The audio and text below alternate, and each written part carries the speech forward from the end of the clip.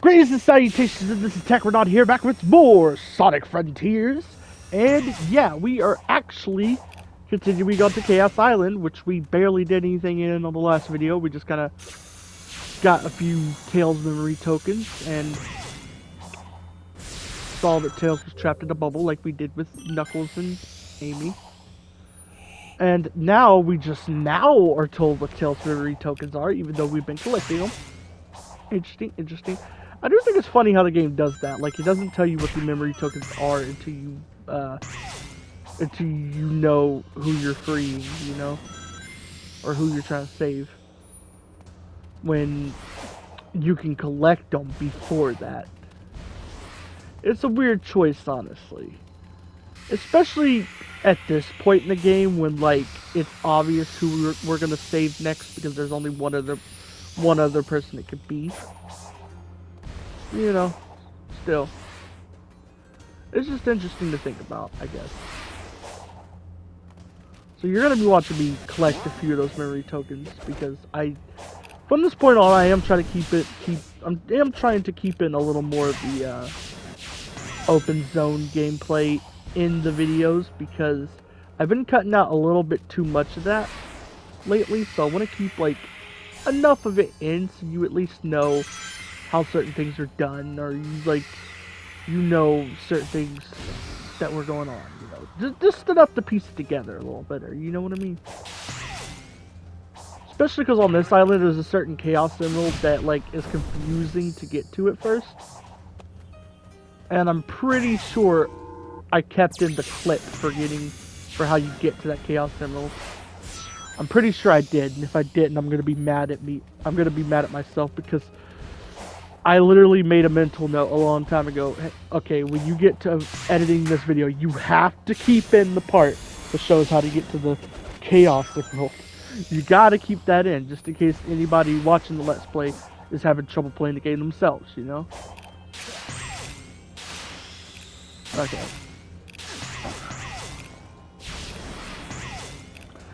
I've seen a lot of people complain about how this island forces you into a lot of 2D.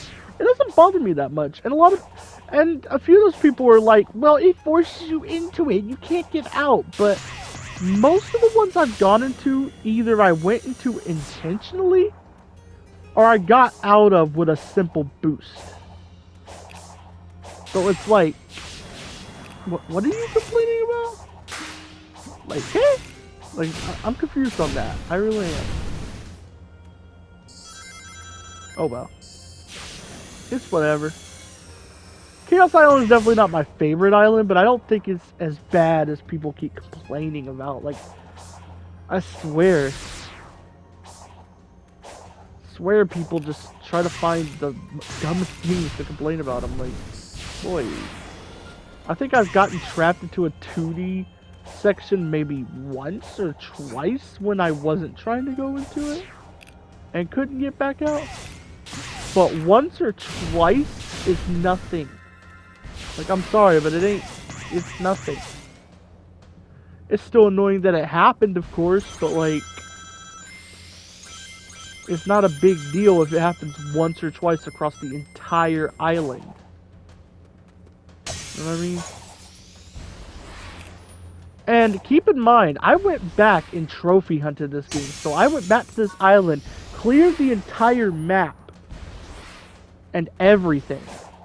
So, I'm speaking from the perspective of someone who's, like, explored this island inside and out. I've literally been forced into a 2D section, maybe once or twice, and that's including exploring the island after beating the game to get the rest of the trophies. So you gotta keep in mind, I've explored this island pretty thoroughly, and I still have only been forced into a 2D section only once or twice. I'm just saying. In fact, I think I only have, like, in these videos, I think I only have one example that's going to be in video of me being trapped into a 2D session. And I think it was the 2D section we were just going through. Okay. Sonic! Just catching my breath. He never stops. Clarification. He never gives up. The spatial anomaly that affected us seems to have left me in a digitized state. But those same energies are manifesting into some worrisome mutations for you. Those sure are words you said just now. I'm saying I'm fine. You're not, and I'm worried. I'll be fine. And I need this power to rescue you. He's even enduring the cyber corruption better than I calculated he would. You're always rescuing me, and... Let's focus on the now. What do you need? Chaos Emeralds. Think you can help me track them down? I'm on it.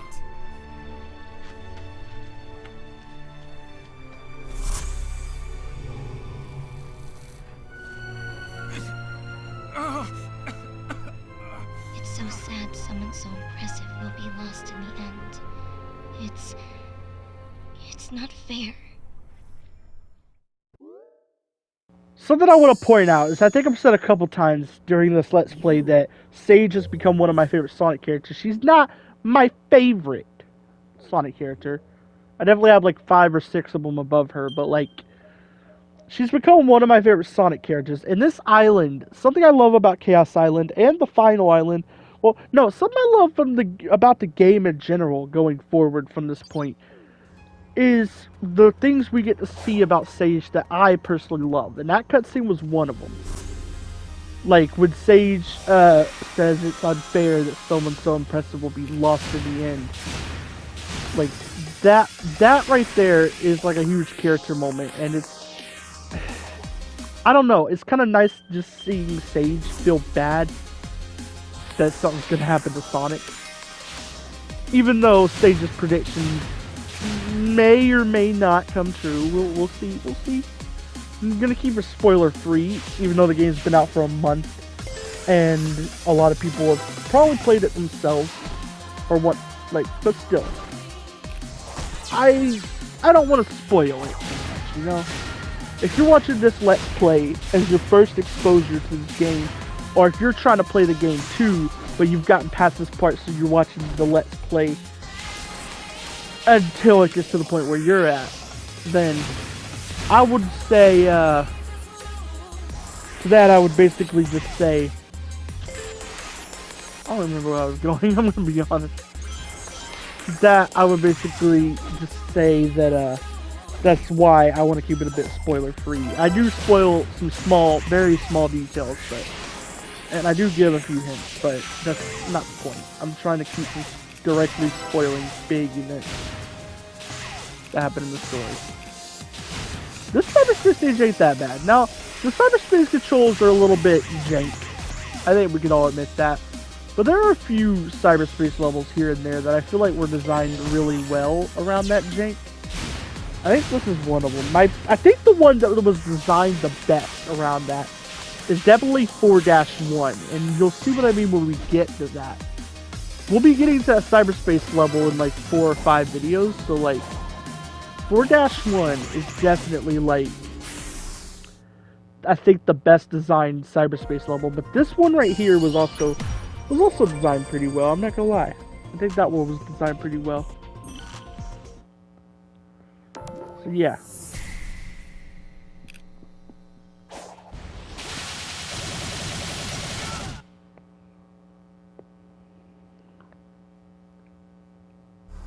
Unfortunately, for most of this game, I didn't know you can cut off the tutorials during the loading screens. So I do unfortunately keep a lot of those in. Just as a heads up, I'm sorry about that. I think I turned them off on the final island. Or I may not. I might have turned them off post-game when I was going back for all the trophies.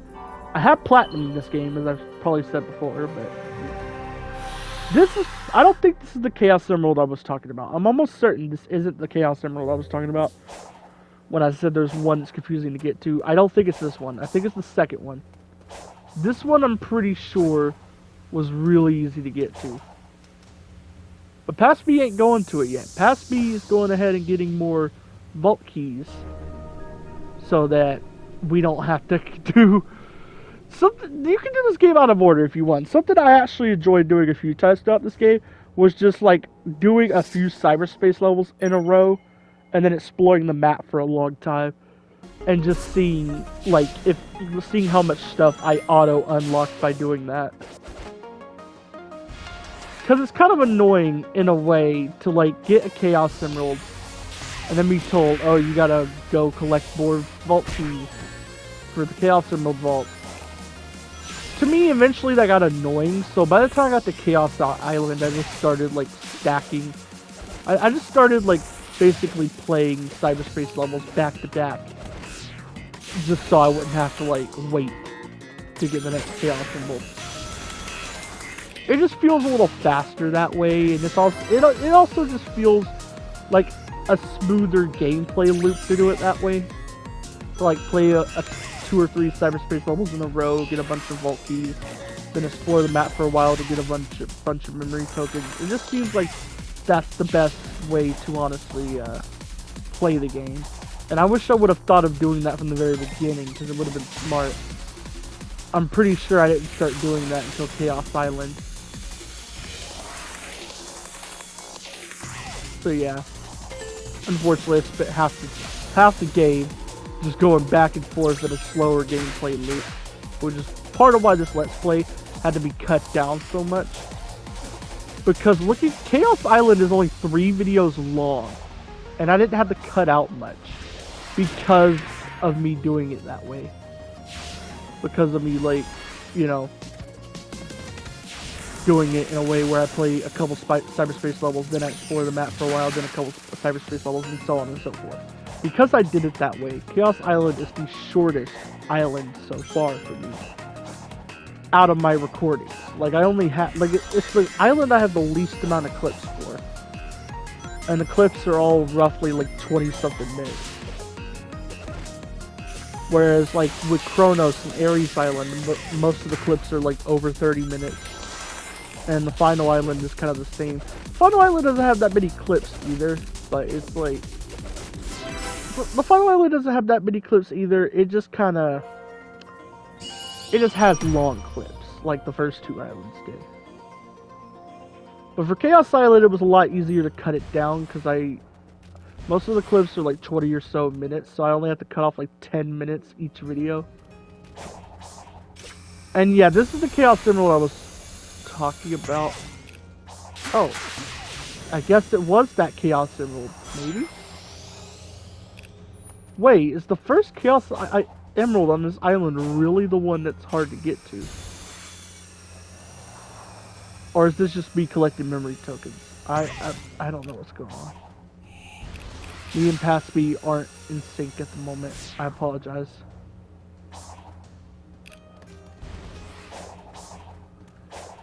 Past B is also failing rail grinding, which is kind of sad to see. Kind of painful for current me to watch.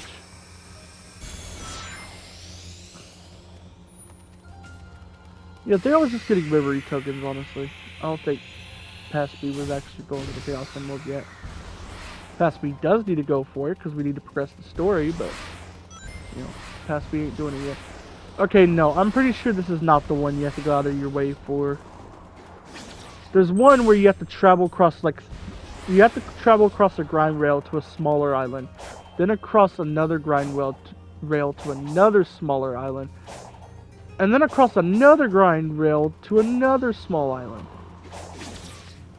And now that I'm looking at it, yeah, I think this is actually the one that you have to do that with, which is kind of dumb. Once you have the map all unlocked, it actually like syncs. It's actually linked together really well. It's just when you don't know where the path to that island is, it's a little confusing.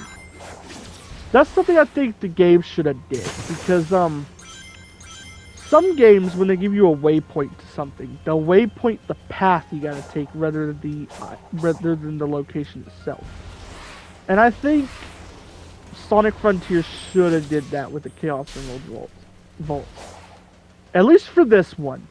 Just have it mark where the first grind rail you gotta take is. And then once you get to that grind rail, it teleports to the Chaos Emerald. Like, even that would have been enough to show you where to go. Like, quite honestly, that's all they had to do. I say that like it's easy, but it's probably not. Who knows?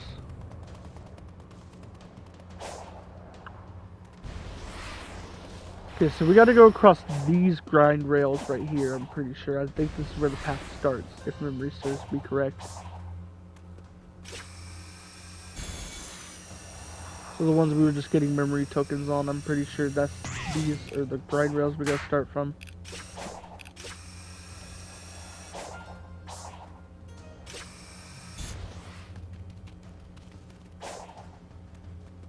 The next grind rails, however, I'm not sure where they're at.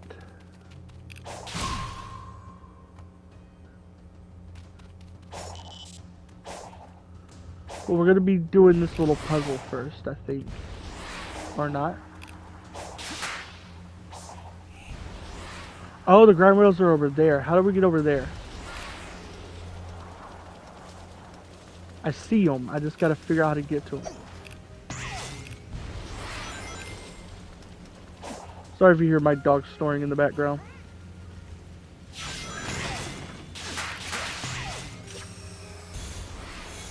He's just sleeping.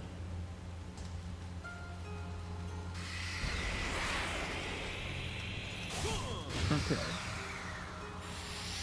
We got these memory tokens. Yeah, I'm pretty sure the grind rail was over there. So how do I get... What's the best path to over there?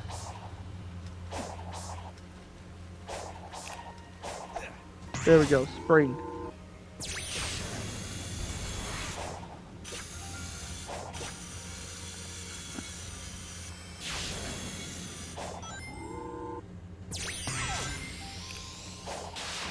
Okay. Sorry I'm not saying much right now, I'm kind of just letting past me figure things out. I don't know what to say until past me gets to a certain point.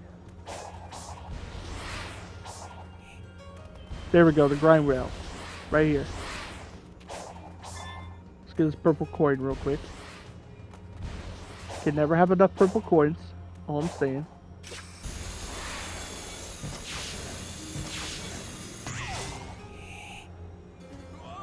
The purple coins are something I do find a little bit interesting because, like, for a while we really didn't have like any like new in-game collectibles for Sonic games. Like, ever since Sonic Colors, all we really had was like the red rings, like the red star rings, as well as like regular rings and the number rings, like the rings that have a number in it. You get that number of rings, like the 10 in it, or 5 in it, or 20 in it, you know, those. And I'm pretty sure the numbered rings were actually introduced in Unleashed, if I'm not mistaken. I could be completely wrong, but I think they were introduced in Unleashed. And I'm pretty sure the red star rings were introduced in... Oh, jeez, I almost fell. Were introduced in Colors. And I don't think they added any new collectibles for a while after that, because I'm pretty sure Lost World just had those. And then I know for a fact Forces still only had those. Then we get to this game, they add the purple coins, and it's nice. They add another collectible. They also added the memory tokens, but I don't think the memory tokens are necessarily going to be a mainstay. I can see the purple coins turning into a mainstay thing where they unlock, or they're not necessarily unlocked, but they're used for like a side mini game or something in each mainline game going forward. Like, I think that's a neat idea that they could keep going, but the memory tokens I feel like are heavily related to this game's plot, so it would be a tad weird if they were brought back to the next game, unless the next game's plot made it make sense, you know? Like, if the next game's plot made it make sense, then it would work, but I think the memory tokens are just for this game. But it would be neat if the purple coins come back for the next game for another type of minigame. I actually wouldn't mind if like they did something similar to Big's fishing in that game, but replaced Big and the fishing minigame with another character and another minigame. Like maybe you could have like, you know what would actually be a really neat idea since they don't do them anymore in the mainland games? You could have character battles that you have to pay purple coins to do, and then when you win the little battles, you get like tokens to spend or whatever. That'd be like a really neat idea. Do something along the lines of like Sonic the Fighters thing, where like you choose an opponent from the games, like maybe Blaze, Knuckles, Vector, somebody, and you have to fight them at several different points in the game, and you unlock a bunch of like unlockables with them, and the more you fight them, the harder they get. That would be like a really interesting idea. I think another idea, since the Sonic series is so obsessed with pinball, have like a pinball minigame. One, it's obviously better than the one that we do later in this game, but you know, like have a good pinball minigame. That'd be another interesting one. Or you could do something similar to Dr. Robotnik's Mean Bean Machine. I don't know. There's plenty of room of what they could do with that idea. I think the character battle one has the most potential, but it'd be the hardest to implement because you'd probably want a different character for each of the minigame spots. So they'd have to cast voices for 4 characters, or get voice acting and everything for 4 different characters. So I feel like that'd be the hardest to implement, but it'd be the most interesting. Well, what will you do? The best I can.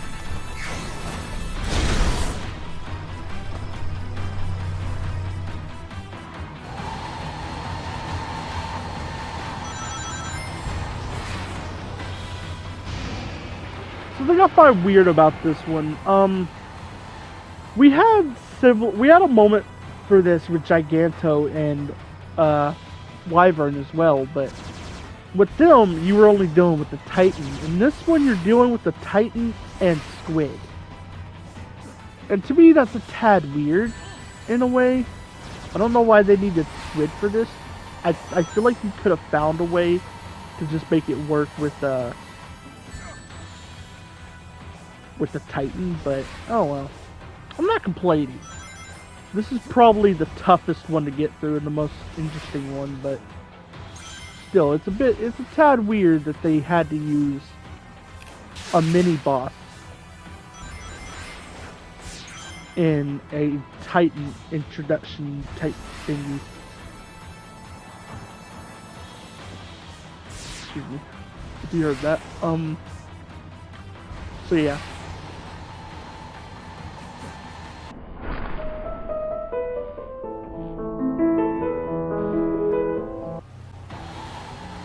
Hope that little joke there was appreciated. But yeah, we are restarting this because of that. Still. I honestly don't really have anything to say for a minute. Because we just watched all this happen.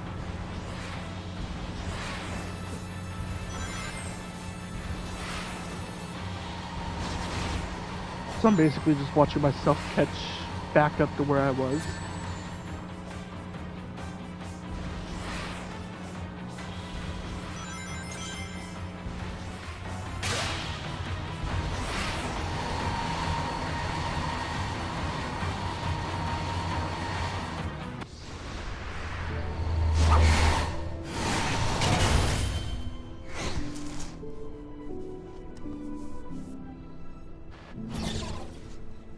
So, impressive, right? Within expected parameters.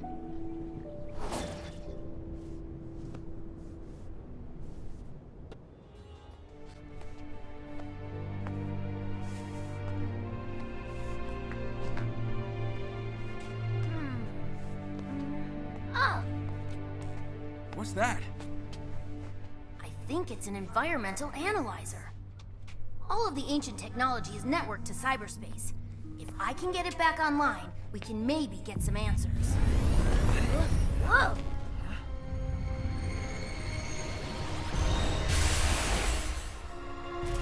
Whoa!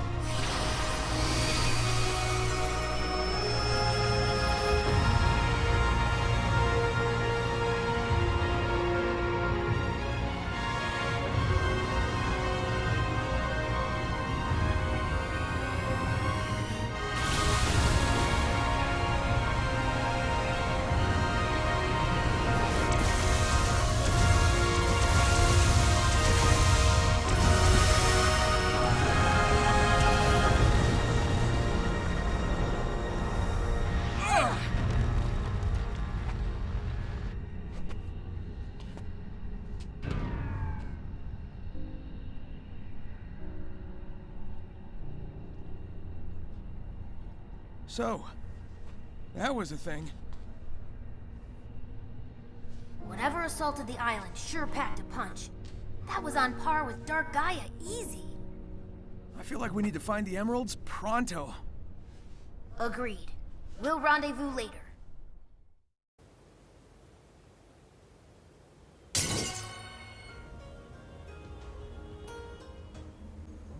Look, it's an assault model Death Egg robot. It looks pretty entrenched.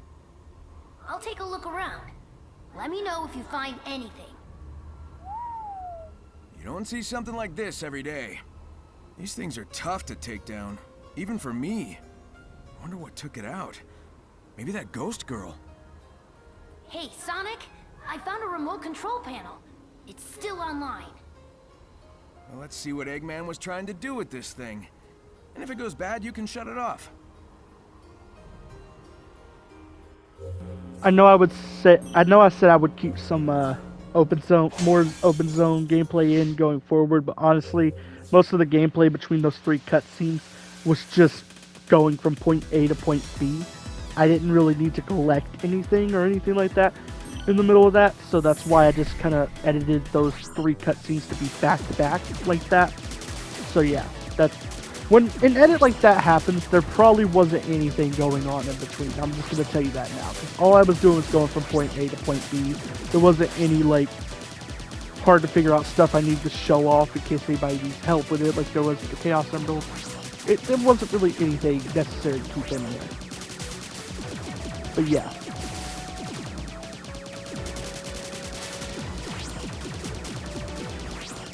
We get on to a mini game that I personally like, but from what I've seen, I don't think other people like this mini game, mainly because the final boss of the game is this mini game. And I personally don't mind that, honestly. The final boss is challenging, and if the final boss was just another Titan, it probably wouldn't have felt any different than just a regular boss, honestly speaking. Plus, the Titan that comes before the final boss definitely would not have held up as a good final boss, in my opinion. I think the true ending final boss is a better final boss than the 4th Titan. Just saying. The 4th Titan's not bad by any means, but it's not as challenging as a final boss should be, in my opinion. But the true ending final boss is super challenging, like it's really challenging. So I think it's more fitting, despite it being a minigame of sorts. We'll see what I mean when we get to that. When I said before that I'm trying not to spoil stuff like that is fine, because stuff like that I think is pretty common knowledge by now by Sonic fans, and it's not really spoiling any like heavy story things that are going on. I chose to play this game on hard mode, so luckily I did get something that felt like more of an ending than I would have gotten if the final boss had just been that 4th Titan. So yeah. Also, I'm glad I played on hard mode, because I tried normal. Normal is way too easy, man. Like, it really is. They should definitely up the difficulties for the next game, because normally I play normal in every game. But this game I had to play hard on, because normal's way too easy. Like, honestly speaking. I also said that Resident Evil Village's normal mode was easy, so I went to that hard mode. That was a mistake. I went to the hard mode on a second playthrough of it, and that was a big mistake. I don't know what's wrong with Resident Evil Village's difficulty, but normal mode feels way too easy, and hard mode feels way too hard. Then again, the only Resident Evil game I've ever played where hard mode actually felt like a good hard mode is probably Resident Evil 2 Remake. And Resident Evil 3 Remake, I'll at least give that as well, but that game wasn't that good outside of that, so yeah.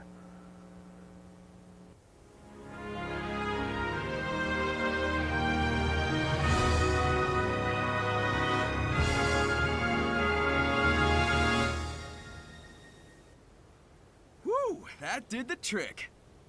Yep, it revealed a subterranean pathway. Be careful though. Whatever took out that Super Badnik might still be lurking around. I hear that. Thanks, buddy. I'll see you later. And I'm gonna end it off here. Bye. Over.